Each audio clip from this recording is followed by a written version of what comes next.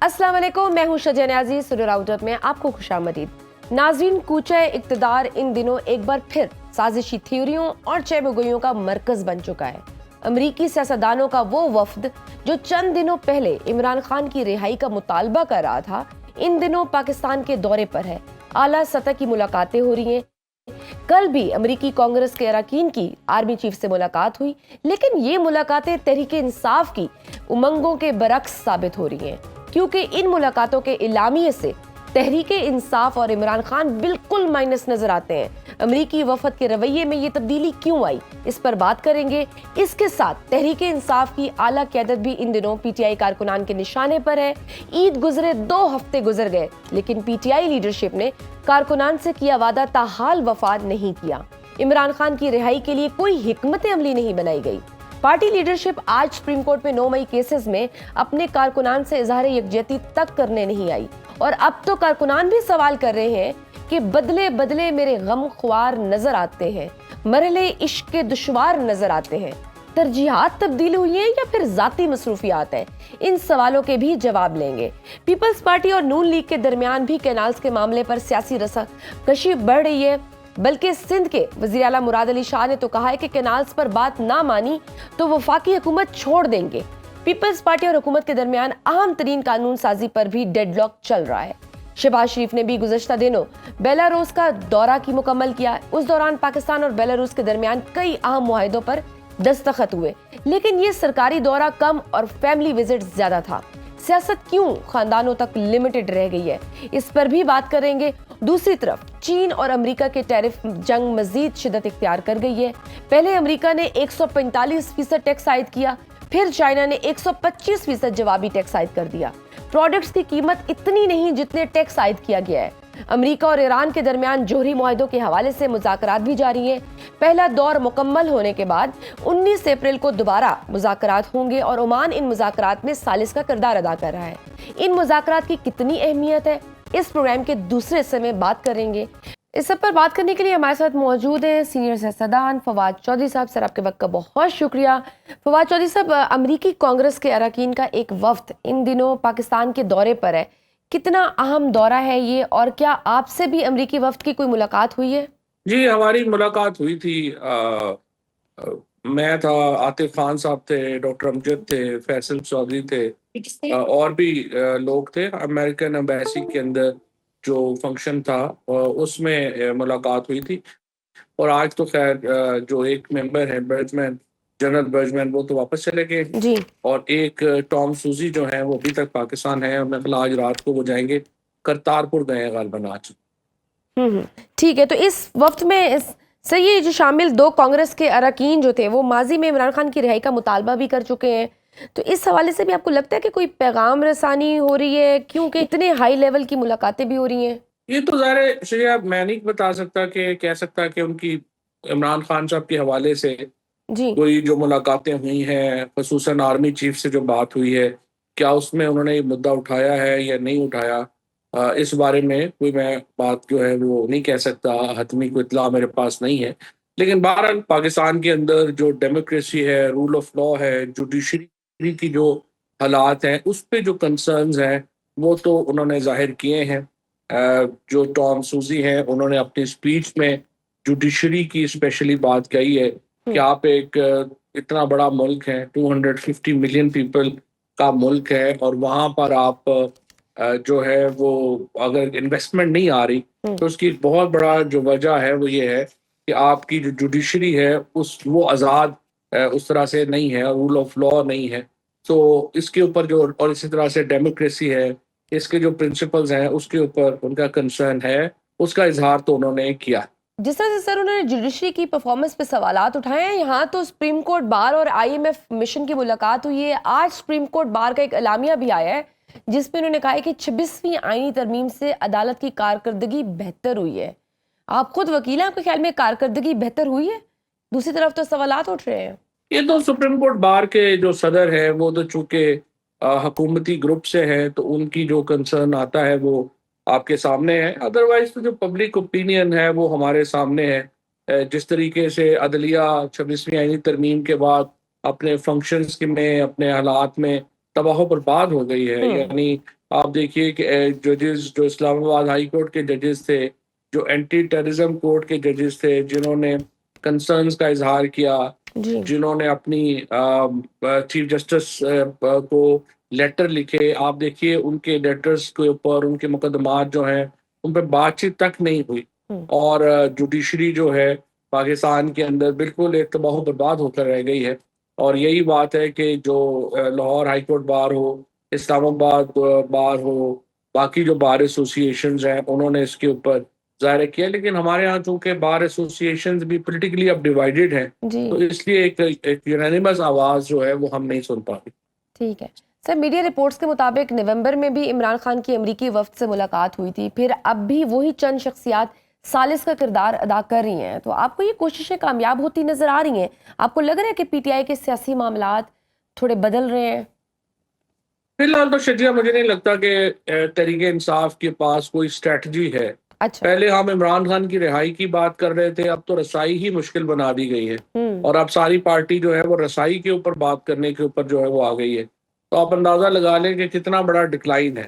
ہوں، پھر جو تحریک انصاف کی جو لیڈرشپ ہے، اسپیشلی وکیلوں کی لیڈرشپ ہے، اس کے اوپر تو کوئی کسی کا کانفیڈنس ہے ہی نہیں ہے، اور انہوں نے جو اس وقت کے معاملات ہیں، ہمارے حالات ہیں، ان کو سامنے رکھتے ہوئے آپ کے سامنے ہے کہ کچھ بھی ان کے پاس جو ہے وہ نہیں ہے۔ انہوں نے جو 9 مئی کے مقدمات ہیں ان میں وہ اپیئر نہیں ہوتے، سارے ورکرز جو ہیں ان کو انہوں نے رول دیا ہے، اور اس کے ساتھ ساتھ جو اوور آل حالات ہیں، نہ ان کی کوئی الائنس وہ نہیں بنا سکے، کوئی احتجاجی تحریک کی اسٹریٹجی ان کے پاس نہیں ہے۔ ان حالات میں کیسے جو ہے وہ معاملات آگے چلیں؟ اور تو اور آج تو علیمہ خان صاحبہ نے بھی کہہ دیا ہوا ہے، وہ کہتی ہے کہ ہم اکیلے ہی اپنے بھائی کی رہائی کرا دیں گے، کافی ہے، ہمیں کسی کی ضرورت نہیں ہے۔ کیا ادھر بھی مایوسی ہے؟ وہ مایوس ہیں میرا موجودہ خیال ہے یہ لیڈرشپ تو سے، یا عدم اعتماد سمجھا جائے؟ بالکل، یہ تو پی ٹی آئی کی لیڈرشپ کے اوپر ایک بہت بڑا، میں سمجھتا ہوں کہ ایک سوالیہ نشان انہوں نے کھڑا کیا ہے، اور انہوں نے ایک نو کانفیڈنس کا اظہار کیا ہے تحریک انصاف کی لیڈرشپ کے اوپر۔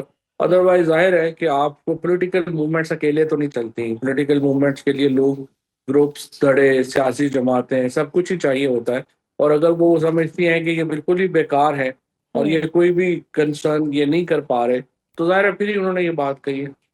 سر ویسے تحریک انصاف میں کچھ تبدیلیاں بھی کرنے کا ارادہ رکھتی ہے؟ ایسے لوگ جو باہر سے بیٹھ کر اسٹیبلشمنٹ اور تحریک انصاف کے درمیان فاصلے بڑھا رہے ہیں، انہیں بھی سائیڈ لائن کیا جا سکتا ہے؟ شہباز گل کا بھی نام سامنے آ رہا ہے، آپ کے خیال میں یہ فیصلہ کتنا کوئی اہم ثابت ہوگا؟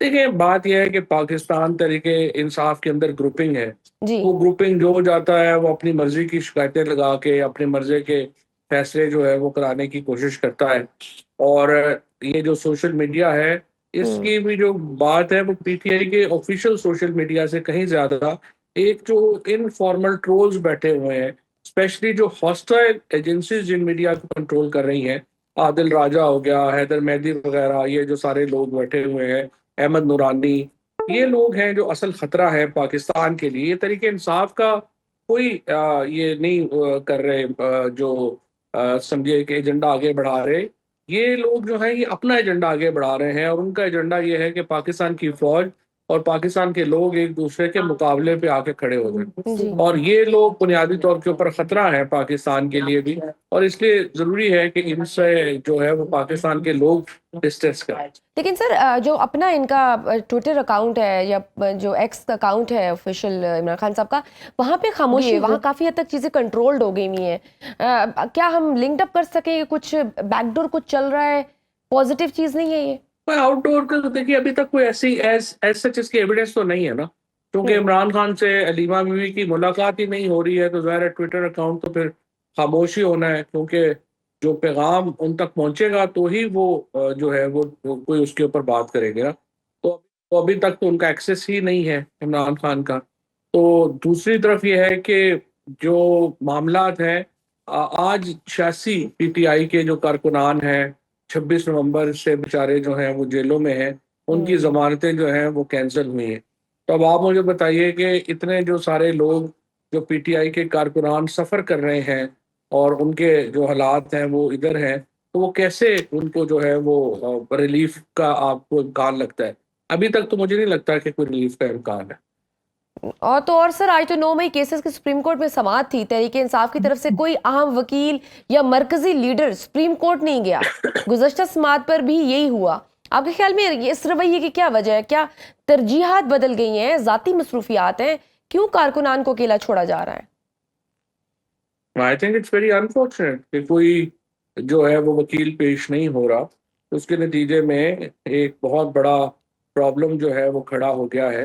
اور معاملہ یہی چل رہا ہے کہ جو 4 مہینے کے اندر تو پھر آپ نے تو افیکٹولی جو اینٹی ٹیررزم کورٹس ہیں ان کو کورٹس بنا دیا ہے، کیونکہ نہ آپ کی کوئی ایویڈنس وہاں پہ کنسیڈر ہو رہی ہے، نہ آپ کی جو ہے وہ چیزیں وہاں پہ کوئی دیکھی جا رہی ہیں، کنسیڈر ہو رہی ہیں. تو یہ تو بڑی پرابلمٹک میرے خیال میں چیز ہے جو کہ ابھی ہم دیکھ رہے ہیں. اور اس کا اور پی ٹی آئی کی لیڈرشپ تو بالکل اس کے اوپر لیک لسٹر ہے. ان کو لگ رہا ہے کہ کوئی کنسرن ہی نہیں ہے. عمران خان، شاہ محمود قریشی، اعجاز الحق، اعجاز چودھری صاحب اور محبوب یاسمین راشد الرشید، صاحبہ، ڈاکٹر ہاں جی. یاسمین راشد، فواد چودھری، باقی سارے جو کارکنان ہیں وہ بے شک کانوکٹ ہو جائیں، ان کو دوبارہ جیلوں میں بھیج دیا جائے، ان کو کوئی پرابلم ہی نہیں ہے. یہ تو ایکچولی خوش لگ رہے ہیں اس بات کے اوپر. سر، عید گزرے 2 ہفتے ہو گئے ہیں، پی ٹی آئی کیوں ابھی تک عمران خان کی رہائی کے حوالے سے کوئی واضح حکمت عملی نہیں بنا سکی؟ نہیں دیکھیے، ان کی نہ کیپیسٹی ہے، نہ ان کی کوئی ایفرٹ ہے. یہ لوگ تو صرف جو ہے وہ عہدے لے کے بیٹھ گئے ہیں، اور یہ لوگ صرف آفیسز میں بیٹھ گئے ہیں. ان کی اپنی موجیں لگی ہوئی ہیں، اس کے علاوہ وہ انٹرسٹڈ ہی نہیں ہے. اب شبلی فراز ہو یا یہ سلمان راجہ ہے یا وقاص ہے، یہ سارے لوگ تو اپنے اپنے کاروبار کر رہے ہیں. کوئی ہمیں کنسرن نظر نہیں آتا. اپنے کارکنوں کے لیے یہ نہیں پہنچ سکتے، کہیں پر یہ نہیں آئے. تو آئی تھنک ان کا تو بڑا ایک انفارچونیٹ ہے کہ عمران خان نے ان کے اوپر ریلائی کیا ہے پارٹی چلانے کے لیے. اور اسی وجہ سے عمران خان کو 600 سے زیادہ دن ہو گئے ہیں، 615 دن ہو گئے ہیں جیل میں. اور اس کی بڑی وجہ یہ ہے کہ he has chosen really incompetent people کہ وہ اس پارٹی کو ان کے حوالے جنہوں نے کیا ہے، اس کے نتیجے میں بڑا زیادہ نقصان ہوتا ہے. سر، تحریک انصاف ابھی تک مولانا کو ساتھ شامل نہیں کر سکی. مولانا نے اپریل کے دوسرے ہفتے تک کا وقت مانگا تھا. آپ کو لگتا ہے وہ آن بورڈ لے لیں گے مولانا کو، سارے تحفظات دور ہو جائیں گے؟ ہاں، نہیں، انہوں نے تحریک بیچاروں نے کیا چلانی. انہوں نے تو الائنس نہیں بن سکا. الائنس جو بننا تھا وہ پیچھے رہ گیا کہیں. اور اوور آل جو معاملات ہیں وہ بالکل تباہ و برباد ہو گئے ہیں. ان لوگوں کو تو دیکھیں، نہ یہ الائنس بنا سکے، نہ یہ تحریک چلا سکے، نہ ہی کوئی اس وقت کوئی انٹرنیشنل جو پریشر ہے وہ یہ لا سکے. انہوں نے تو بہت میرا خیال ہے کہ اپنا نقصان کیا ہے، اور پی ٹی آئی کا بہت نقصان کیا، اور عمران خان کا بہت نقصان کیا. سر، آپ نے بھی عید کے بعد عمران خان کی رہائی کے لیے ریلیز کمیٹی بنانے کا اعلان کیا تھا. وہ معاملات کہاں تک پہنچے؟ جی، جو ریلیز کمیٹی ہے اس میں صرف ایک پرابلم ہے. میں صرف خان صاحب کو یہ بتانا چاہتا ہوں کہ ہم یہ ریلیز کمیٹی جو ہے وہ بنا رہے ہیں تاکہ یہ تاثر نہ جائے کہ کوئی ہم کام ان کی مرضی کے بغیر کر رہے ہیں. سو ہمیں ایک ہی نقطہ ہے، عمران خان ریلیز کمیٹی، اور اس پہ بہت لوگ اکٹھے ہیں. اور یہ جو پوائنٹ ہے یہ ہم عمران خان صاحب کی مرضی سے جو ہے وہ انشاءاللہ ہم لے کے آئیں گے. وزیر اعظم شہباز شریف صاحب نے خاندان کے ہمراہ بیلاروس کا دورہ کیا ہے، تو اس دورے کو بڑا کرٹیسائز کیا جا رہا ہے اور بڑے بیڈ آپٹکس میں لیا جا رہا ہے. آپ کو کیا لگتا ہے کہ جس حکومت پہ جس کی لیجیٹیمیسی پہ بہت بڑا سوال ہو، کیا ان کو پرواہ نہیں ہے، فرق نہیں پڑتا ان بیڈ آپٹکس کا؟ وہ جو ایک پیج ہے وہ بڑا اسٹرانگ ہے. بیلاروس کا تو دیکھیں ان کو بلاتا کوئی نہیں ہے اور ہمیں بھی کوئی نہیں بلاتا. تو شہباز شریف صاحب نے پوری کوشش کر لی یورپی یونین کے کسی ملک کا دورہ کرنے کی، ان کو دعوت نہیں آئی، کسی نے انہیں نہیں بلایا. پھر ظاہر ہے کہ سینٹرل ایشین اسٹیٹس میں تو حکومتیں ویسی ہیں جیسے ہمارے یہاں حکومت ہے، یعنی ایک ایسے انلیگل الیکشنز کے ذریعے، شام الیکشنز کے ذریعے زیادہ تر حکومتیں بنی ہوئی ہیں. اور بیلاروس کے صدر تو ظاہر ہے پوٹن کے ایک گورنر کی حیثیت رکھتے ہیں. وہاں پہ وہ چلے گئے ہیں، اور میں تو حیران ہی ہوں پاکستان کے میڈیا کے اوپر بھی کہ آپ چھاپ رہے ہیں کہ 1,90,000 لوگ جو ہیں وہ پاکستان سے بھرتی ہو جائیں گے، جبکہ بیلاروس کی اپنی آبادی جو ہے وہ 90 لاکھ ہے. تو اتنے ملک جو ہے وہ وہاں کس طرح سے 2 لاکھ پاکستانیوں کو جو ہے وہ جگہ دے دے گا. سو ایسے ہی ہے تو ہے. پھر باقی ظاہر ہے کئی لوگوں کا یہ خیال ہے کہ بزنس انٹرسٹ ہیں شریف فیملی کے، ظاہر ہے وہ بھی ہو سکتے ہیں. ان کے جو تمام इस वक्त पैसा है वो पहले सर बरतानिया जिस में तरह था, से वो पूरे ज़ाहिर खानदान है को उसको लेकर गए हैं तो डाइवर्सिफाई उस पर बड़ा क्रिटिसाइज किया जा रहा है और लोग यही कह रहे हैं कि बड़े बैड ऑप्टिक्स हैं, तो हुकूमत अफोर्ड कर सकती है इस तरह के ऑप्टिक्स चलिए इन हम फॉर हालात में? ग्रांटेड ले रहे हैं, उन्होंने कभी परवाह ही नहीं की है कि तनकीद क्या हो रही है या लोगों की ओपिनियन क्या है। वहां पे तो सिंपल एक ही इस वक्त लग रहा है कि चीज है कि बस हम हुकूमत में हैं बाय हुक और क्रुक, और अगर आप कुछ कर सकते हैं हमारा तो कर लें, हम तो ऐसे ही करेंगे। जहाज जो है वो जनेवा में भी आपने देखा कि मरियम नवाज स्पेशल जहाज पे चली गई, यहाँ पे भी सारी फैमिली जो है वो स्पेशल जहाज के ऊपर गई और जी सिर्फ अपनी ही फैमिली ही उसके एक लग रहा है कि पीआर ट्रिप के ऊपर जो है वो चले गए। तो इससे जाहिर है कि पब्लिक ओपिनियन जैसी भी हो, they don't bother about that. वो उन्होंने बार बार साबित किया कि ना उनको कोई लोगों की ओपिनियन की फिक्र तो तब हो ना जब आपने वोट से आना हो। जिस तरह के वोट से वो आए हैं, वो they don't care about public, they don't care about people, hence ना ऐसे ही। ठीक, बहुत शुक्रिया। साबिक वफाकी वजीर फवाद चौधरी साहब हमारे साथ मौजूद थे। नाजरीन वक्त छोटी सी ब्रेक का, देखते रहिए सुनो round up. Welcome back to सुनो राउंड अप। नाजरीन प्रोग्राम के इस हिस्से में आलमी मंजरनामे पर नजर डालते हैं। ईरान और अमेरिका के दरमियान जोहरी प्रोग्राम के हवाले से मुज़ाकरात का क्या नतीजा निकलेगा, बांग्लादेश और चीन के दरमियान ताल्लुकात से इंडिया को क्यों तकलीफ हो रही है, और गुज़श्ता एक हफ्ते में अमेरिका से आए 2 वफूद ने पाकिस्तान का दौरा किया। ये दौरे पाकिस्तान और अमेरिका के ताल्लुकात के हवाले से कितने अहम है, इस पर बात करेंगे। हमारे साथ मौजूद है साबिक वजीर खारजा और बैनुल अक़वामी अमूर के माहिर खुर्शीद महमूद कसूरी साहब। सर आपके वक्त का बहुत शुक्रिया। कसूरी साहब, ईरान और अमेरिका के दरमियान ओमान सालिस का किरदार अदा कर रहा है। मुज़ाकरात का पहला दौर मुकम्मल हो चुका है, दूसरा दौर 19 अप्रैल को है। क्या लगता है आपको कि ये मुज़ाकरात कामयाब होंगे? देखिए, जो आसार ही बंदा देख सकता है और फिर दोनों पार्टीज का इंटरेस्ट देख सकता है, तभी आप अंदाज़ा लगा सकते हैं। आसार तो अच्छे हैं, अगर ख़राब होते तो दूसरी की नौबत ही ना आती।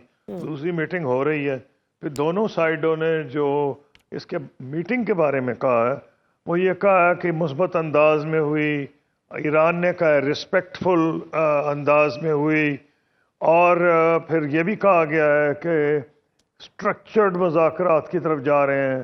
फिर इन अदर वर्ड्स जो बातों से ज़ाहिर हो रहा है वो ये है कि ईरान ने अमेरिका को कहा है, मुझे जो नज़र आ रहा है कि सिर्फ न्यूक्लियर इश्यूज पे आप बात करें, हम पे जो आपने वो लगाई हैं अपने सैंक्शंस, उनके ऊपर बात करें। बाकी चीज़ें जो है कि जो इजराइल ने मुंह ठोंसी हुई थी अमेरिका के मुंह में कि जनाब आप अपना प्रोग्राम तबाह कर दें, लिबिया की तरह डिसमेंटल कर दें, अभी उसका मेरा नहीं ख्याल है कि ईरान की सूरत में मानेगा। ना उसमें तो ये भी था कि अब ये जो फॉरेन पॉलिसी है वो भी कंट्रोल हो रही है, आपने जो इत्तेहादी हैं उनके बारे में भी था। इन इनिशियल रिमार्क्स से ये लग रहा है कि स्ट्रक्चर टॉक्स की तरफ जा रहे हैं ऑन अ लिमिटेड एजेंडा ये है कि ईरान न्यूक्लियर पावर नहीं बनेगा और वो मॉनिटर किया जाएगा इंटरनेशनल एटॉमिक एनर्जी एजेंसी के नीचे। ईरान उसके लिए तैयार है। अमेरिका के पास पहले भी ये मौका था, JCPOA के नीचे 2018 में प्रेसिडेंट ट्रंप वॉकआउट कर गए।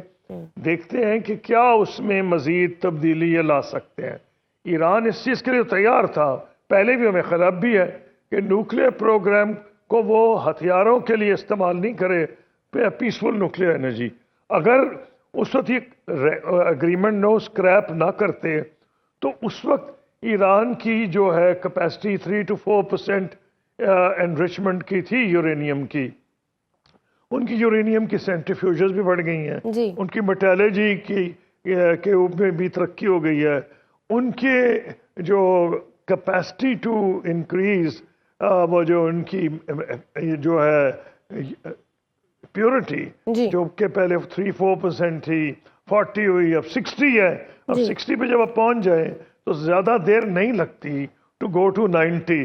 तो वो it's a question of time, which means कि अगर कोई एग्रीमेंट नहीं होता तो ईरान जब भी चाहेगा 2, 3, 4, 6 महीने में 90% पे पहुंच सकता है। वैसे भी दुनिया का ये अंदाज़ा है कि उसके पास इतना एनरिच यूरेनियम है कि 6 न्यूक्लियर बॉम्ब्स वो बना सकता है।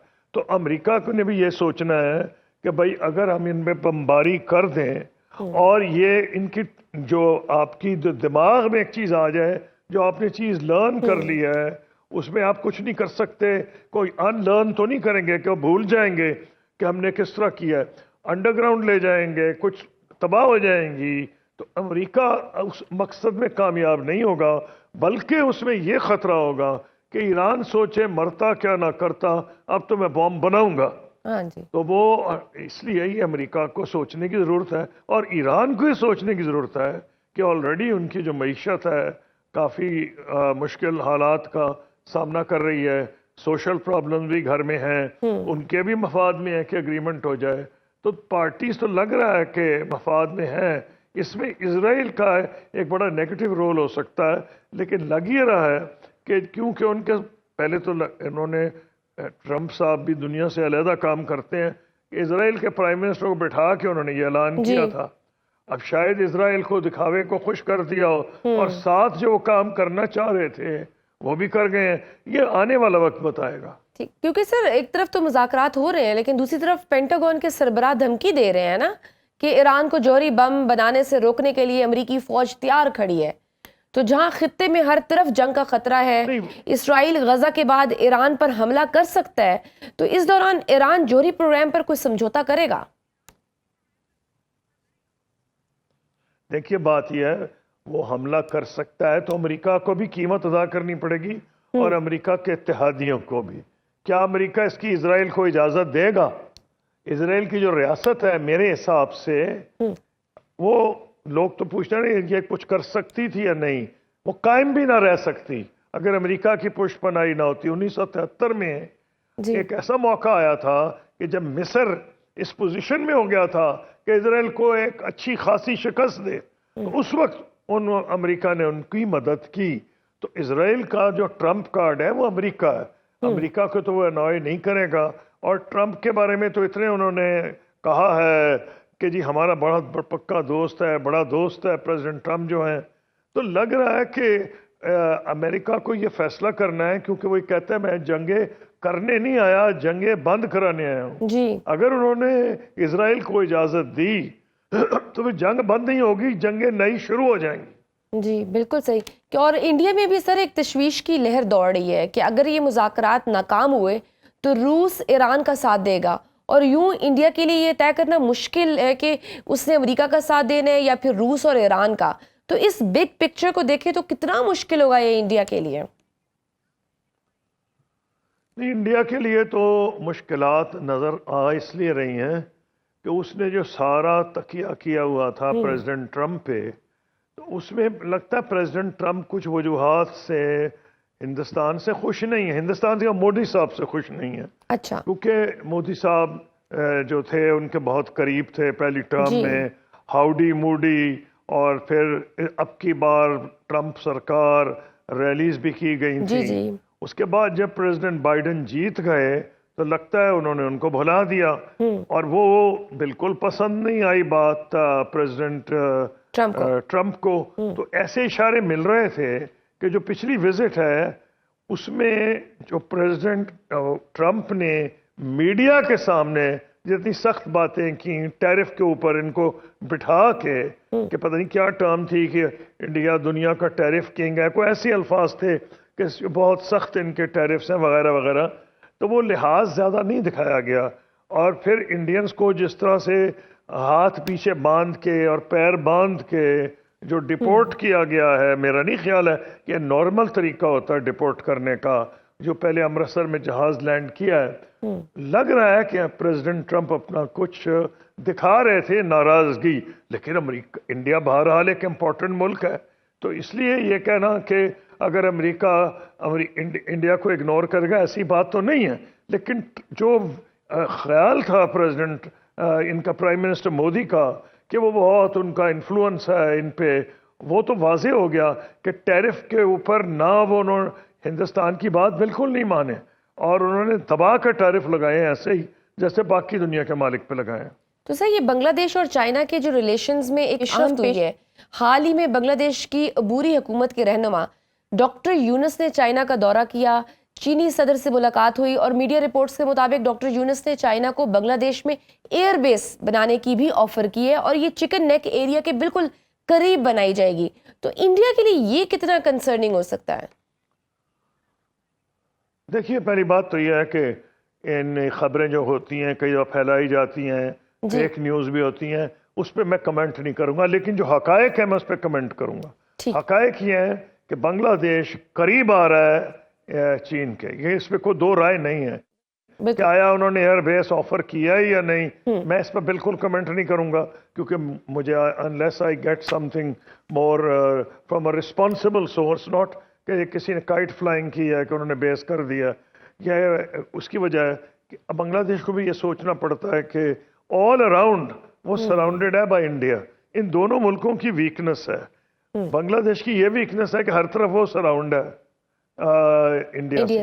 انڈیا کی یہ ویکنس ہے کہ وہ جو چکن نیک ہے اگر وہ بنگلہ دیش کاٹ دے تو ایک تڑپتا ہوا پرندہ نظر آئے گا، کیونکہ پھر انڈیا ہی کٹ آف ہو جائے گا اپنے ان علاقوں سے جو چکن نیک کے دوسری طرف ہے.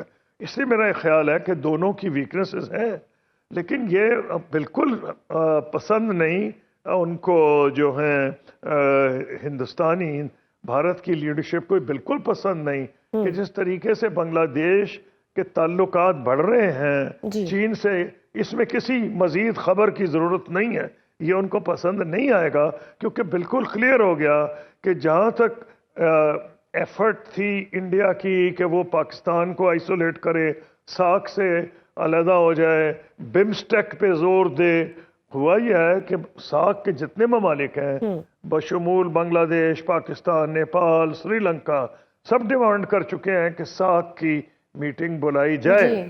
تو اس لیے کو ہندوستان کو بات پسند نہیں آئے گی کہ انہی کو جن کو وہ سمجھتے تھے کہ ہماری بارڈر کی ریاستیں اور ہم سب سے بڑا ملک ہیں، جو کہ انڈیا بڑا ملک ہے، تو ہماری بات کو مانی جائے گی. وہ ماننا تو کجا، وہ تو لگ رہا ہے کہ اس ایریا میں آئسولیٹ ہو رہے ہیں. تو یہ انڈیا کو اب سوچنا پڑے گا کہ کیا اس کی ہٹ دھرمی کی جو پالیسی ہے وہ کوئی مناسب پالیسی ہے یا اس میں دوبارہ سوچو. بنگلہ دیش نے تو آج حسینہ واجد صاحبہ کی جو بھتیجی ہیں یا بھانجی ہیں ان کے خلاف انہوں نے برطانیہ کو کہا جی کہ ان کو ہینڈ اوور کیا جائے. جی ان کو بھی کہا ہے. تو یہ حالات ایسے نہیں کہ ہندوستان کوئی خوش ہو بنگلہ دیش سے، لیکن بنگلہ دیش نے اسرٹ کیا اپنی انڈیپینڈنس. بلکہ ایک جگہ پہ تو انہوں نے یہ کہا ہے کہ جو بے آف بنگال ہے ہم ہیں جو اس کو کچھ ایریاز کو کنٹرول کرتے ہیں. انڈیا کو یہ گمان تھا کہ یہ اس کے کنٹرول میں ہے. اس نے بتا دیا کہ جو ایریاز امپورٹنٹ ہیں بنگلہ دیش ہے اور ہندوستان وہاں نہیں ہے. اور چکن نیک کی جو ویکنس ہے اس کا ساری دنیا کو پتا ہے کہ وہ بنگلہ دیش کے کنٹرول میں ہے. جب چاہے وہ کمیونیکیشن روک سکتا ہے. میں نہیں کہہ رہا کہ وہ روکنے پہ تلے بیٹھے ہیں، اور وہ انڈیا کے لیے بہت بڑی ویکنس ہے. بالکل صحیح. ناظرین وقت چھوٹی سی بریک کا، دیکھتے رہیے snow round up. Welcome back to snow round up. چین اور امریکہ کی ٹیرف جنگ بھی مزید شدت اختیار کر گئی ہے.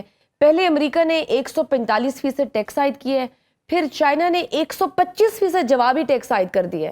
تو پروڈکٹس کی قیمت اتنی نہیں جتنا ٹیکس عائد کیا گیا ہے. اس جذباتی رویے اور انا کی کیا وجہ ہے اور یہ باقی دنیا کے لیے کتنا خطرناک ثابت ہو سکتا ہے؟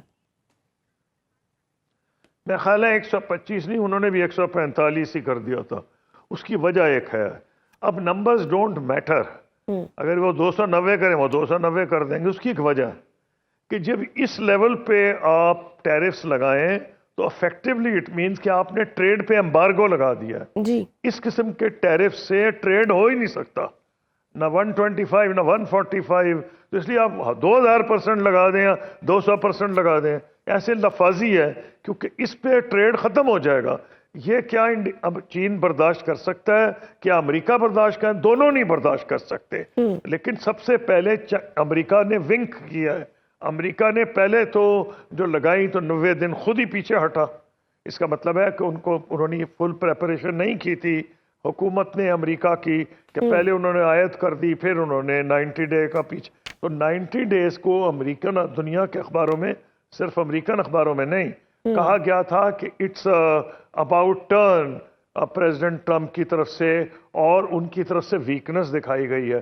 दूसरी वीकनेस ये दिखाई गई है कि जो इलेक्ट्रॉनिक गुड्स पे उन्होंने लगाई थी वो भी विड्रॉ कर ली हैं, क्योंकि उस तरीके से जो आईफोन है उसकी कीमत 300% बढ़ जानी थी। जी तो लोगों को अंदाजा हुआ कि अगर ये वो तो exempt कर unrestricted दिया है डोनाल्ड तो ट्रंप। अमेरिकन जी उनको एग्जेम्प्ट कर दिया। मेरा नहीं ख्याल है कि अमेरिका का यह ख्याल था कि चीन इस किस्म का रिएक्शन करेगा, लेकिन चाइना ने तैयारी की हुई थी, ये बिल्कुल नजर आ रहा है, क्योंकि वो जो नजर आ रहा था कि प्रेसिडेंट ट्रंप जीत सकते हैं आपके, उन्होंने पहले 4 साल में अंदाजा लगाया प्रेसिडेंट ट्रंप, उनको एक वीकनेस इनकी अब समझ आ गई है, जो कि बड़ी जल्दी अमेरिका ने एक्सपोज कर दिया। वीकनेस क्या है कि प्रेसिडेंट ट्रंप की वीकनेस स्टॉक मार्केट है। जी उनके सारे दोस्त स्टॉक मार्केट में हैं, उनके सारे दोस्त अरबपति हैं। अगर स्टॉक मार्केट एक दिन नीचे जाए तो उनके दोस्तों को बहुत भारी नुकसान होता है, अमेरिका को भी नुकसान होता है, अमेरिकन इकोनॉमी पे बहुत उसकी एक नेगेटिव इम्पैक्ट होता है। तो प्रेसिडेंट ट्रंप को अमेरिका को अंदाजा हो गया कि प्रेसिडेंट ट्रंप जो मर्जी कहें, अगर American stock market negatively react करेगी तो प्रेसिडेंट ट्रंप ज्यादा उसका मुकाबला नहीं कर सकेंगे। राइट। और वैसे भी सर डॉलर की कदर यूरो के मुकाबले में 3 साल की कम तरीन सतह पर आ गई थी, जबकि येन के मुकाबले में डॉलर की कदर 1.3% गिर चुकी है। तो इससे तो अमेरिका को ही ज्यादा नुकसान हो रहा था ना? जी हाँ, हो रहा है। और अमेरिका को एक और नुकसान ये है कि इसको ये समझा जा रहा था ना कि dollar is a world currency. इसी की वजह है कि पाकिस्तान अगर एक्सीड कर जाए जीडीपी तो वो पाकिस्तान को बहुत मुसीबत पड़ जाती है। जो आपका कर्जा है अमेरिका ने प्रिंट करना है, वो डॉलर प्रिंट करता जा रहा है और सारी दुनिया पे को अमेरिका पे कॉन्फिडेंस था।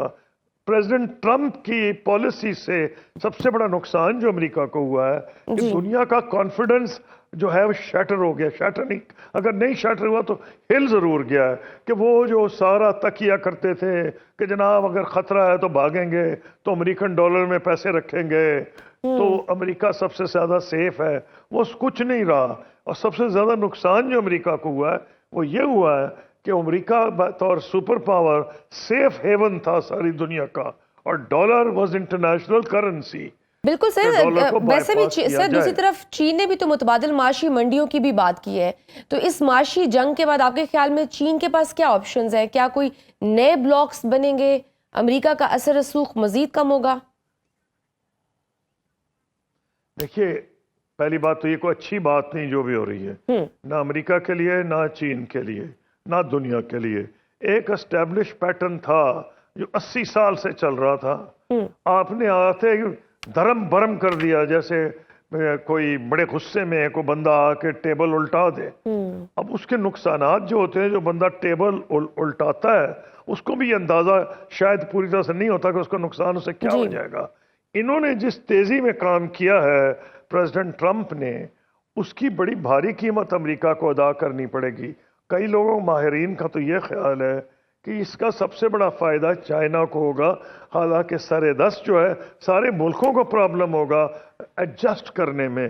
सर मशरक़ वस्ता की बात करें तो इसराइली फोर्सेस ने मोराक कॉरिडोर को कैप्चर कर लिया है। रफा और खान यूनिस तकसीम हो गए हैं, लोगों को इलाका छोड़ने का हुक्म दे दिया गया है।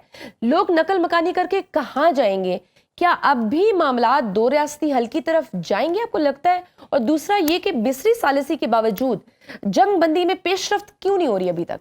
वो क्या इकबाल का शेर, वो मर्गे मफाजात, क्या ज़ईफ़ी जो है ये जी मुस्लिम, जो सारी इस्लामी दुनिया की ज़ईफ़ी जो ज़ईफ़ी है, कमज़ोरी है, कि क्या है ना उनको परवाह नहीं है इजराइलीज़ को। क्यों? कि वो समझते हैं कि हम जो चाहें कर दें। अगर आज चले, मैं एक ऐसा, मेरे ज़हन में एक प्रपोजल है, पता नहीं इस पे क्या किस हद तक अमल किया जाएगा।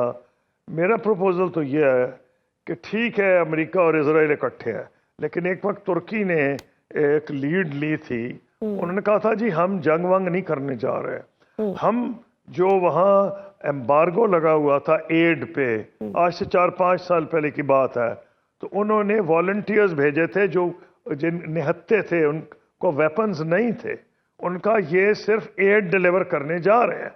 सपोजिंग टर्की ये प्रपोजल दे ओआईसी को कि जी हम सिर्फ एड डिलीवर करने जाएं, तो क्या करेगा इजराइल?